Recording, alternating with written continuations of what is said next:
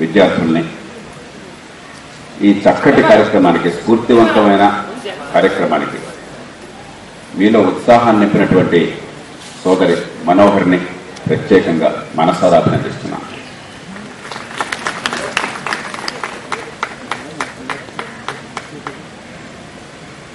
గురజాడ గారు ఒక అసాధారణమైనటువంటి కవి.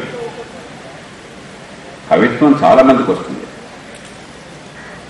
కానీ ఎప్పటికీ నిత్య నూతనంగా ఉండేటువంటి కవిత్వం అసాధారణమైనటువంటిది, అరుదైనటువంటిది. ఈ పిల్లలకు తెలియకపోవచ్చు, గురజాడ వారు ఆ కన్యాశుల్కాన్ని మొట్టమొదటి ప్రదర్శించే నాటికి ఈ దేశంలో అఖిల భారత కాంగ్రెస్ ఏర్పడి 7-8 ఏళ్లు కూడా కాలం. ఆనాటికి నిజానికి స్వతంత్రం అన్న పదం కూడా వాడలా. మన వాళ్ళెవరూ కూడా స్వతంత్రం అన్న పదాన్ని వాళ్ళ భాషలో చేర్చాల. ఏదో మాకు కొంచెం ఐసీఎస్కి ఈ దేశంలో పరీక్ష పెట్టండి, దానికి కొంచెం వయసు పెంచండి, మా నల్లోళ్ళు మీతో పోటీ పడటం కష్టం అవుతుంది కాబట్టి నల్లోళ్ళకు కూడా అవకాశాలు ఇవ్వండి, ఏదన్నా మీ శాసన మండలిలో మరో చోట మాకు నామినేషన్లు ఇవ్వండి. ఇదే ఆనాటి వాళ్ళ కోరికలు. అలాంటి నేపథ్యంలో మీలో కన్యాశుల్కం ఎంతమంది చదివారు పిల్లల్లో ఒకసారి చెప్తారా? స్వామినాయుడు గారు ప్రతి ఒక్కళ్లతో విధిగా చదివించాలి. గురజాడ విద్యా సంస్థల్లో ఉండి కన్యాశుల్కం చదవకుండా బయటకు వెళ్తే అంతకంటే పాపం మరొకట్లేదు. బండివాడితో దానిలో ప్రధాన పాత్రధారి గిరీశం బండివాడికి ఏకపికి నాకు గంట సేపు లెక్చర్ ఇస్తాడు. ఆనాటి కాంగ్రెస్, ఇప్పుడు కాంగ్రెస్ కాదు, స్వతంత్రం కోసం ఆ తర్వాత కాలంలో పోరాటం చేసిన కాంగ్రెస్ ని గురించి, దేశంలో స్వతంత్రం అవసరాన్ని గురించి ఏకపికి లెక్చర్ ఇస్తే బండివాడు గిరీశాన్ని అడిగట, అయ్యా గిరీశం బాబు, మీరు చెప్పినట్టుగా మనకు స్వతంత్రం వచ్చి తెల్లోళ్ళు పోయి మనోళ్ళు అధికారంలోకి వస్తే అదిగో మన ఊళ్ళో హెడ్ కానిస్టేబుల్ చాలా బాధ పెడుతున్నాడు నన్ను, వాడి బాధల నుంచి విముక్తి వస్తుందా అని అడిగాక 1893లో ఈ మాట ఆయన రాశాడు. నాకు అసలు ఒక అద్భుతంగా అనిపిస్తుంది. 120 సంవత్సరాల క్రితం, 119 ఏళ్ల క్రితం ఒక మహాకవి అంతటి దూరదృష్టితో, ఒక గొప్ప ద్రష్టగా, అప్పటికి స్వతంత్రాన్ని గురించి కూడా ఈ సమాజంలో మాట్లాడుకోని తరుణంలో స్వతంత్రానికి అర్థాన్ని బండివాడి భాషలో అంత అద్భుతంగా, అనన్య సాధ్యంగా చెప్పాడు అంటే గురజాడ కేవలం ఒక మహాకవి మాత్రమే కాదు, ఒక ద్రష్ట, ఒక ఋషి. అలాంటి మహనీయుడి పేరు పెట్టుకున్న విద్యా సంస్థలు ఆయన ఎలాంటి లోకాన్ని కోరుకున్నాడో, ఎలాంటి జాతి కోసం పరితపించాడో ఆ విలువల కోసం పోరాడుతున్న మీ అందరికీ శిరస్సు వంచి నేను నమస్కారం తెలియజేస్తున్నా. ఆలోచనలకి లేకపోతే కొన్ని సందేహాలకి కనీసం ఒక మార్గం లభించే అవకాశం ఉంటుంది. ఆ ప్రయత్నం చేస్తాను. మొట్టమొదటి దేశభక్తిని గురించి మనోహర్ ఇందాక చాలా అద్భుతంగా చెప్పారు. దేశభక్తి అంటే తల్లి భారతిని పట్టుకుని పొగట్టం కాదు. ఇందాక పొద్దున ఈ సమావేశం ప్రారంభమయ్యే ముందు చక్కటి దేశభక్తి గీతాలు విన్నాం, మనం చక్కటి నృత్యాలు చూసాం, అవన్నీ అవసరం, కానీ అది చాలా. స్వతంత్ర పోరాట కాలంలో దేశభక్తి అంటే తల్లి భారతిని పూజించడం, అంటే దేశమాతని ఒక ఆరాధ్య దైవంగా భావించి, ఒక విగ్రహంగా భావించి, దేశంలో మరి ప్రతి వీధికి ప్రతి ఇంటికి ఒక విగ్రహం ఉంటుంది కదా, ప్రతి వాళ్ళకు ఒక 20 ఉంటుంది కదా, దేశం మొత్తానికి మరో 20 పెట్టుకోవాలి. తల్లి భారత్ అని చెప్పన్నా, భారతమాత రాగానే అక్కడ ఆ వేషంలో ఒక అమ్మాయి ఎవరన్నా వస్తే వెంటనే మనంతా చప్పట్లు కొట్టేస్తాం అనుకుంటున్న భక్తితో పొందుతాం. ఐడలేటరస్ పేట్రియాటిజం, విగ్రహారాధనతో కూడినటువంటి దేశభక్తి. అలాగే ఆనాడు అవసరం కొద్ది ఏం చేశారు, రేషియల్ బిగట్రీ, ఆ తెల్లవాడు ఎక్కడి నుంచో వచ్చిన తెల్లవాడు మనం పరిపాలించడానికి, ఎందుకంటే వాడు జాత్యాహంకారాన్ని చూపెట్టారు. నల్లవాళ్ళు తక్కువ అని మనం అవమానించారు, చులకన చేశారు, బానిసల్లాగా చూశారు. కాబట్టి సహజంగా మనలో పౌరుషం పొందుకొస్తుంది, దానిలో గొప్పతనం లేదు. ఎవరు మరొకరిని దాసుడుగా చూసినా అందున ఉంటే రెండు కారణంగా తక్కువ చేసి చూస్తే మనందరికీ కలిసి ఆగ్రహం పొందుకొస్తుంది. కాబట్టి దాన్ని ఉపయోగించుకున్నారు. అందుకే తెలుగునాట గొప్ప పద్యాన్ని ఒక కవి రాశాడు ఆ రోజుల్లో, మా కొద్ది తెల్ల దొరతనం అని చెప్పాను. గరిమెళ్ళ సత్యనారాయణ గారు తాను కవిత్వం రాసింది జైలుకెళ్ళినటువంటి మొట్టమొదటి మనిషి. అప్పటిదాకా కవిత్వం రాసింది ఎవరు జైలుకెళ్ళా జరిగిన సత్కాడు. అంటే తెల్లవాళ్ళ మీద అసహనం, కోపం, రేషియల్ బిగర్స్, దానికి వ్యతిరేకంగా, జాత్యహంకారానికి వ్యతిరేకంగా ప్రజల్లో ఒక బలమైనటువంటి భావం.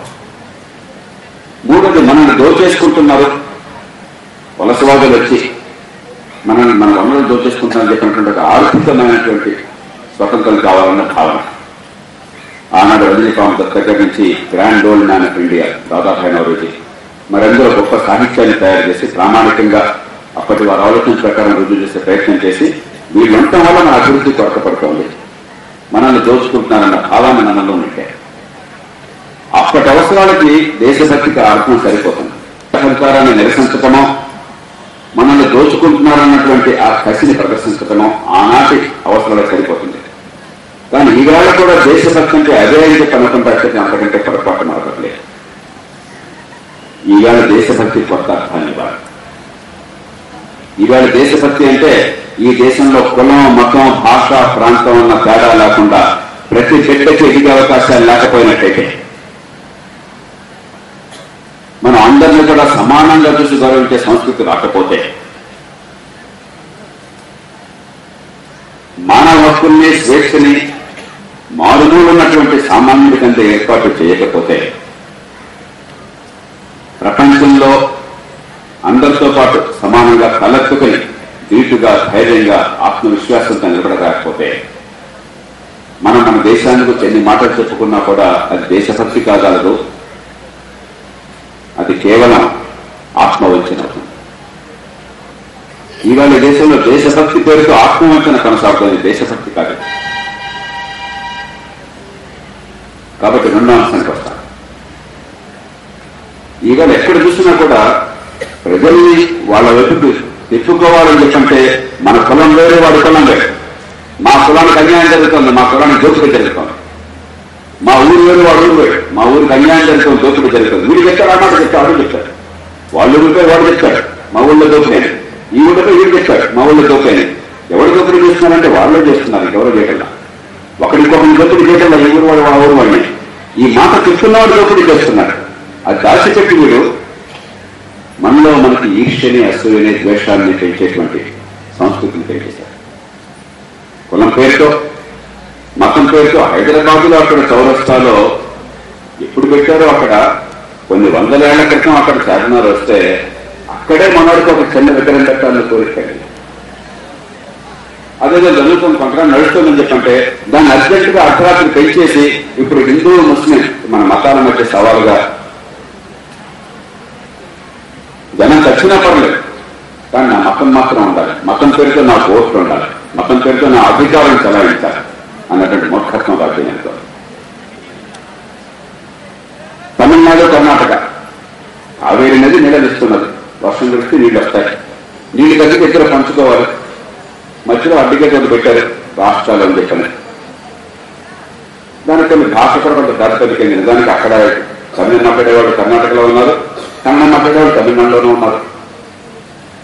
కానీ అర్జెంటుగా అక్కడ ఉన్న ముఖ్యమంత్రి ఇప్పుడు షట్టార్ కావచ్చు, మనకు దాకా యడ్యూరప్ప కావచ్చు, మరొకరు కావచ్చు, లేదా తమిళనాడులో ముఖ్యమంత్రి జయలలిత కావచ్చు, కర్ణాటక కావచ్చు, ఒకరినొకరు చంపేసుకోవడానికి సిద్ధపడతారు వాళ్ళండి వ్యక్తిగతంగా. జయలలితకి, కరుణానిధికి అసలు పడదు. కరుణానిధి కొన్ని 100 కోట్లు ఖర్చు పెట్టి అక్కడ ఓ సెక్రటరీ ఏర్పాటు చేస్తే తక్షణ దానిలో కరణం చేసి దానికి ఆసుపత్రిగా నిర్ణయం మార్చేస్తుంది ఇక జయలలిత. ఎందుకంటే ఆయన ఏం చేసినా కూడా దాన్ని తిరస్కరించడమే లక్ష్యం. కానీ ఈ విషయంలో మాత్రం అందరూ ఒకటి. కన్నడ మీద యుద్ధం ప్రకటించాలని చెప్పంటే తమిళనాడు వాళ్ళతో సిద్ధంగా ఉంటారు, అలాగే తమిళ మీద యుద్ధం ప్రకటించాలని చెప్పంటే కర్ణాటక వాళ్ళు సిద్ధంగా ఉంటారు. ఎందుకంటే ఈ భాష పేరుతో ఖర్చును ప్రవేశపెట్టి ఓటు బ్యాంక్ చేసుకోవాలని చెప్పండి, మళ్ళీ అనేక ప్రవేశపెట్టాలి. మనం ఇంకో రాష్ట్రానికి గోవక్కళ్ళు అనేక చట్ట తెస్తారని చెప్పండి. ఇవాళ మన రాష్ట్రంలో సాగుతున్న ఖర్చు చూస్తున్నాం కదా మనం. ఒకళ్ళ మీద ఒకళ్ళకి ద్వేషాన్ని, అసహనాన్ని, అపనమ్మకాన్ని, అసూయని పెంచి ఈవేళ రాష్ట్రాన్ని రమణ రాష్ట్రంగా చేశారు. ఈ దద్దమ్మనంతా కూడా రాజకీయం పేరు. ఇది ఎక్కడే కాదు, దేశంలో ఎక్కడైనా సరే ఐక్యత లేకపోతే దేశం గురించి మాట్లాడే అర్హత మాట్లాడలేదు. మనది ఒక అసాధారణమైన దేశం. ప్రతి దేశం ఒక అనుకుంటుంది, కానీ నిజంగా కొన్ని విషయాల్లో ఈ దేశం ఒక అసాధారణమైన దేశం. చరిత్ర ప్రపంచంలో ఎక్కడ లేనంత భిన్నత్వాన్ని ఇక్కడ కలిగింది. 2600 సంవత్సరాల క్రితం ఈ దేశానికి యూదులు మొట్టమొదటిసారిగా వచ్చారు, జూయిష్ పీపుల్. అప్పటి నుంచి ఇప్పటిదాకా ఈ దేశంలో, ఈ సమాజంలో, సంస్కృతిలో వాళ్ళు పూర్తిగా ఐక్యమైపోయి శాంతియుతంగా సహజీవనం చేస్తున్నారు. ప్రపంచంలో ఎక్కడ యూదులు వెళ్ళినా కూడా వాళ్ళని రాత్రి రంపాన్ని పెట్టారు. జీసస్ క్రైస్ట్ సిలువ నక్కడానికి వాళ్ళ కారణమనో, లేకపోతే వాళ్ళు ఎక్కువగా వ్యాపారాలు, వడ్డీ వ్యాపారాలు చేస్తుంటారు, రకరకాల కారణాలుగా వాళ్ళ మీద ద్వేషాన్ని పెంచుకుని ప్రపంచంలో ఎక్కడికి పోయినా కూడా యూదులంటే అసహనం. అమెరికాలో ఉంది, యూరోప్ లో ఉంది, సరే ఇప్పుడు ప్రజాశాస్త్రంలో ఉంది. అత్యంత దారుణంగా హిట్లర్ చేసినంత వీళ్ళు ఓటుకొట్టుకోవడం. కానీ ఈ దేశంలో అదేం లేకుండా చాలా గౌరవంగా బతికే అవకాశం 2006 నుంచి చూస్తాం. మొట్టమొదటి క్రైస్తవులు భారతదేశం అడుగుపెట్టింది జీసస్ క్రైస్ట్ సిలువను ఎక్కినటువంటి ఆనాటికి 20 ఏళ్ల లోపలే భారతదేశం అడుగుపెట్టారు. సంవత్సరాలుగా హాయిగా ప్రచారం చేసుకుంటున్నారు, ఆ మత సాంప్రదాయాన్ని పాటిస్తున్నారు, నమ్మిన దేవుణ్ణి కొలుస్తున్నారు. ఆనాటికి రోమన్ సామ్రాజ్యంలో క్రైస్తవం అంటే తెలియదు. ఆ తర్వాత కొన్ని వందల క్రైస్తవం అక్కడికి వచ్చింది. ఈ లోపల క్రైస్తవులు ఓతపక్కకు వస్తారు. కానీ ఈ గడ్డ మీద ఆ ఇబ్బందులు లేకుండా అప్పటికగా సహజీవనం చేస్తున్నారు. ప్రాఫెట్ మహమ్మద్ ఆయన 632లో మక్కా నుంచి మదీనాకు ప్రయాణం చేశారు. అది మహమ్మదీయ క్యాలెండర్లో చాలా కీలకమైనటువంటి ఘట్టం. అందుకనే మహమ్మదీయ క్యాలెండర్ ఆనాటి నుంచి కానమైంది.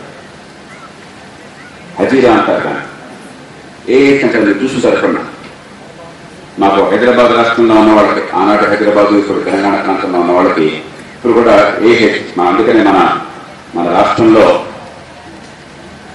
ఈ రెవెన్యూ వాళ్ళు అడిగితే మీకు చెప్తారు. ఇవాళ డేట్ చెప్తే ఇవాళ సంవత్సరం చెప్తూ ఏహెచ్ అని చెప్పిన మీరు 6 కూడా ఇస్తారు. ఆ సంవత్సరంలో ఈ రెండుకి తేడా 630లో ప్రారంభమైంది, 632లో ప్రారంభమైంది. కాబట్టి అప్పటి నుంచి నేను లెక్కేస్తాను 632 సంవత్సరాల దాకా.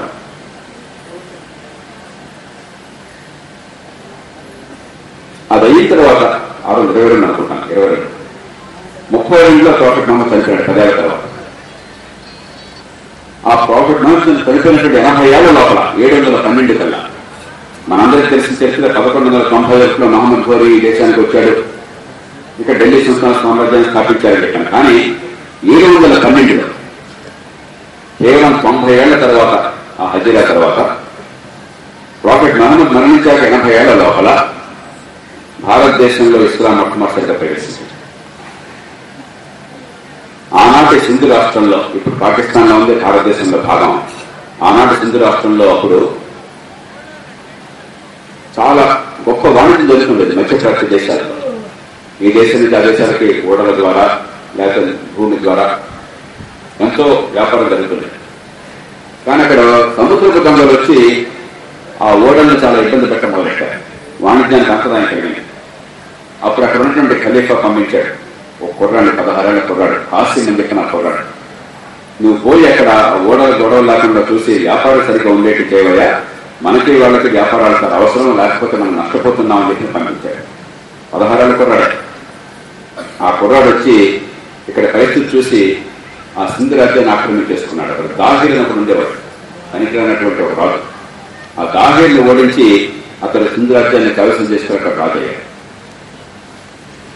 ఈ దేశానికి అరబ్ దేశాలతో వాణిజ్యాన్ని పునరుద్ధరించాడు. అప్పటి నుంచి ఇప్పటిదాకా ఈ దేశంలో ఇస్లాం ఏ రకమైన ప్రతిఘటన లేకుండా, ఏ రకమైన ఇబ్బంది లేకుండా అన్ని వర్గాల మధ్య సామరస్యంతో బతకగలిగింది. ప్రపంచంలో మరో దేశానికి ఇలాంటి చరిత్ర లేదు.